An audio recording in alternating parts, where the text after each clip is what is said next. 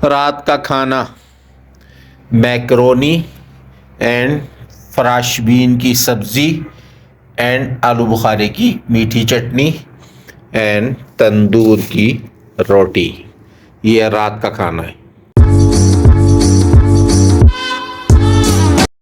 अस्सलाम वालेकुम, क्या हाल है? खैरियत? ठीक ठाक, खुश, मज़े में, तबीयत ठीक है। आज मेरा प्रोग्राम था कि मैं अचार गोश्त बनाऊं, तो मैंने कहा कि मैं आप लोगों को भी इसमें शरीक कर लेता हूं कि आपको दिखाता हूं कि अचार गोश्त मैं कैसे बनाता हूं, कैसा बनता है अचार गोश्त और मेरा क्या तरीक़ा है। तो मैं तो सादा आदमी हूँ और मैं उसके तरीक़े पे अमल नहीं करता जो वो डब्बों शब्बों पे लिखा हुआ होता है। तो मैं अपने पूछ लेता हूँ अपने घर वालों से, कभी बेगम से पूछ लिया, कभी बहन से पूछ लिया कि ये चीज़ किस तरह से बनती है। तो बस मैं आपको दिखाता हूँ कि मैं अचार गोश्त किस तरह बना रहा हूँ। तो ये मैंने टमाटर लिए हैं और इसको मैंने बहुत बारीक बारीक काट लिया है। ये प्याज ली है, इसको भी काट लिया है। ये मैंने मिर्चें भर ली हैं मसाले के अंदर। और ये मैंने मुर्गी को दही और मसाले और अदरक लहसुन के अंदर उसका पेस्ट बना के डिबो के रख दिया है। अब इंशाल्लाह इसको बनाने के शुरू करेंगे। ये मैंने ऑयल ले लिया 1 चमचा और ये मैंने इसके अंदर 1 प्याज बारीक जो कटी हुई थी वो मैंने इसके अंदर डाल दी। अच्छा जी, प्याज थोड़ी सी लाल के करीब हो गई है, तो अब मैं इसके अंदर टमाटर डालूँगा। ये मैंने इसके अंदर टमाटर डाल दिए। बस ये टमाटरों को अब गलने तक ज़रा थोड़ा सा भुना जा रहा है कि ये थोड़े गल जाएं। असल में कोयटा का मौसम जो है ना वो बड़ा सख्त मौसम है। यहाँ कोई चीज़ भी इतनी जल्दी गलती नहीं है, बड़ा टाइम लेती है। या तो आप इसको प्रेशर कुकर के अंदर बनाओ, मैं कुकर शुकर में नहीं बनाता, तो इसलिए थोड़ा सा हर चीज़ वक्त लेती है। तो अब ये टमाटर जब गलेंगे तो इंशाल्लाह फिर अगला आइटम इसमें डाला जाएगा। तो वो इसके अंदर मुर्गी डालने का वक्त आ गया है। अब ये जो मैंने मुर्गी मसाले के अंदर डुबो के रखी थी ये मैं सारी डाल देता हूँ इसके अंदर और फिर इसको मैं हल्की आंच पे छोड़ दूँगा इसके गलने तक। अच्छा जी, अभी हमारा अचार गोश्त तकरीबन आखिरी मराहिल में है। तो मैं इसके अंदर ये हरी मिर्चें जो मसाला भर के रखी थी मैंने वो मैं डाल के और इसको फिर मैं दम पे लगा देता हूँ और इंशाअल्लाह ताला इसका तार भी आ जाएगा और दम भी लग जाएगा। तो नाजरीन, अब ये शक्ल आप लोगों के सामने बनकर आई है माशाअल्लाह। अब जब खाएंगे तो पता चल जाएगा दम भी लग गया है, तार भी आ गया है माशाअल्लाह और बेहतरीन काम हो गया है।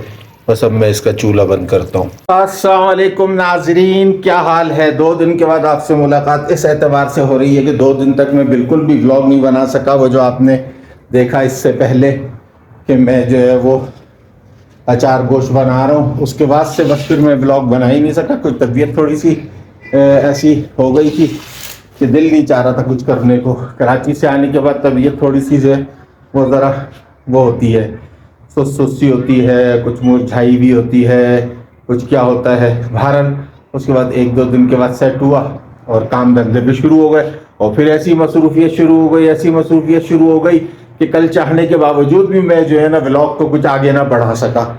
तो आज मैंने कहा यार कुछ तो बनाओ, तो बस फिर अभी शुरू किया। आज जुम्मे का दिन है, अभी नमाज़ पढ़ने जा रहे हैं हम।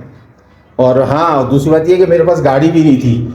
मेरी गाड़ी पे जो है ना काफ़ी डेंट शेंट पड़ गए थे, तो जिसकी वजह से गाड़ी भी नहीं थी तो कहीं जाना आना भी नहीं हो रहा था। कल गाड़ी आई है बनकर और डेंट वेंट सारे उसके निकाले, आगे से, पीछे से, साइडों से, तो सारे डेंट वेंट निकले। तो फिर अब मैंने कहा अब तो शुरू करना है व्लॉग। तो भारत बस अब नमाज़ पढ़ने जा रहा हूँ, गाड़ी भी दिखाऊंगा आपको कि गाड़ी अब मेरी डेंट वेंट निकल के कैसी हो गई है। तो बस चलो अभी नमाज़ पढ़ने चलते हैं, ऐसा ना हो कि नमाज निकल जाए। ये गाड़ी का काम करवाया है, ये आगे सारा जो है ना वो डेंट पड़ा हुआ था इस जगह, टाइट किस्म का। ये इधर बैंड निकलवाया है और ये साइड पर भी कुछ, यहाँ भी कुछ ऐसी ख़राबी थी। ये भी इसके सारे मडगार्ड वगैरह ख़राब हुए हुए थे। ये पीछे से भी डेंट पड़ा हुआ था, इसको भी सही करवाया, मडगार्ड सही करवाया। अच्छा खासा इसके ऊपर खर्चा आया है। बारह अब सही हो गई है गाड़ी, देखने में सही लग रही है, कलर शलर भी किया है। तो पता नहीं ऐसी कोई हमें पीछे से आके ठोक देता है और आगे से भी कोई दूसरा आके ठोक देता है। ये भी सारा निकला हुआ था, ये भी सब सही करवाया है। आज भाई आपको पता है जुम्मे का दिन था और 3 शादियों की दावत थी, 3 शादियों की। अब 3 शादियों में कौन शरीक हो सकता है, और सबकी शादियां ऐसे होती हैं। यहाँ पर तीनों जो है वो तकरीबन ऐसे लोग थे कि जिनकी 2 की शादियां तो दोपहर की थी कि 3-4 बजे बारात जानी थी, और एक शादी में सिर्फ खाने का था मसला रात का।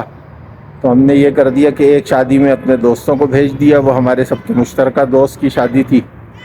एक शादी में मैं जाऊंगा अभी रात को, दोपहर को एक बारात तो मैंने निपटा दी थी, तो अब रात को खाने पर बस मैं चला जाऊंगा।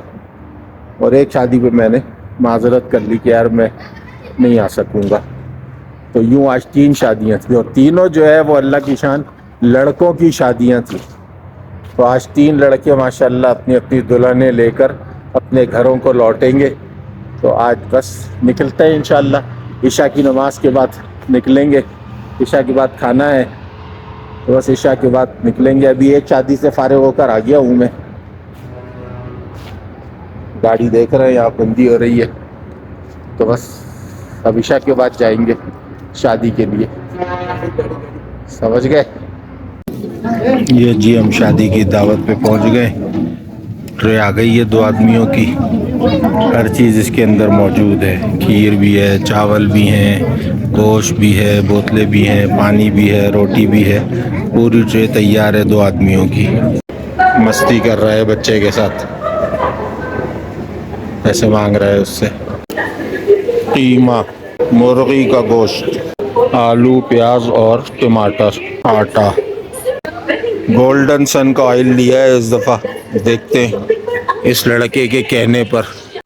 मज़ीद जो है वो अदरक लहसुन ले लिए, ब्रेड ले लिए और ये आइसक्रीम ले ली, मलाई। अंडे नहीं ले रहा, अंडे महंगे हैं यहाँ पर, इसलिए अंडे यहाँ से नहीं ले रहा। सोइयाँ भी ले ली, खीर मिक्स, जेली, ये आइटम भी पकड़ ली। ये सारी चीज़ें ख़रीद ली अब हमने, और अब हम वापस यहाँ से रवाना हो रहे हैं। इस स्टोर पर आए थे ख़रीदने के लिए, और उसकी वजह ये है कि बहुत दिनों से बन नहीं रहा था ब्लॉग, और समझ में नहीं आ रहा था कि क्या करना है, क्योंकि आजकल कहीं मसरूफियत नहीं है, क्योंकि वर्ल्ड कप चल रहा है तो आदमी वर्ल्ड कप ही देखता रहता है हर वक्त। अब मसला ये है कि मेहमान आ रहे हैं, कई दिन से प्रोग्राम बन रहा था उन लोगों का कि हम आ रहे हैं। जुमेरात को पहुंच रहे थे, फिर पता चला जुम्मे की सुबह पहुंचेंगे, फिर पता चला कि हफ्ते की सुबह पहुंचेंगे। तो अब ये पता चला फाइनल ये हुआ कि पीर की सुबह पहुंचेंगे। तो इस वजह से मुझे फिर ये सारा सौदा वगैरह ख़रीदना पड़ा, क्योंकि मेहमान आते हैं तो सारा उनका खिलाने पिलाने का और इन चीज़ों का सारा इंतज़ाम जो है वो मुझे करना पड़ता है। तो मैं फिर अभी स्टोर आया था, मैं कहा चलो यहाँ से ये सारी चीज़ें ख़रीद लो ताकि पीर को एकदम चीज़ें मंगाना ना पड़े। तो बस अभी ये सारी चीज़ें लेके निकलते हैं और ब्लॉग को भी यहीं ख़त्म करते हैं। उसकी वजह ये है कि कोई ऐसा वर्ल्ड कप की वजह से बाहर निकलना ही नहीं हो रहा है, बस ऑफिस से आके सीधा मैच देखना शुरू कर देते हैं, तो इसलिए कहीं बाहर निकलते नहीं हैं कि आदमी ब्लॉग बना सके। ये बस टूटा फूटा जो ब्लॉग बना है ये आप लोगों के सामने अभी पेश कर देते हैं। बस अपनी दुआओं में आप हमको याद रखिएगा, हम भी आपको अपनी दुआओं में याद रखेंगे। तो अब मुझे इजाज़त दें, इस ब्लॉग को मैं एंड करता हूँ, फिर कल मिलते हैं इंशाल्लाह एक नए ब्लॉग के साथ। मेहमान भी आ जाएंगे तो इंशाल्लाह ताला फिर ब्लॉग अच्छा बनना शुरू हो जाएगा। तो मैं फिर आपसे इजाज़त लेता हूँ। अस्सलाम वालेकुम।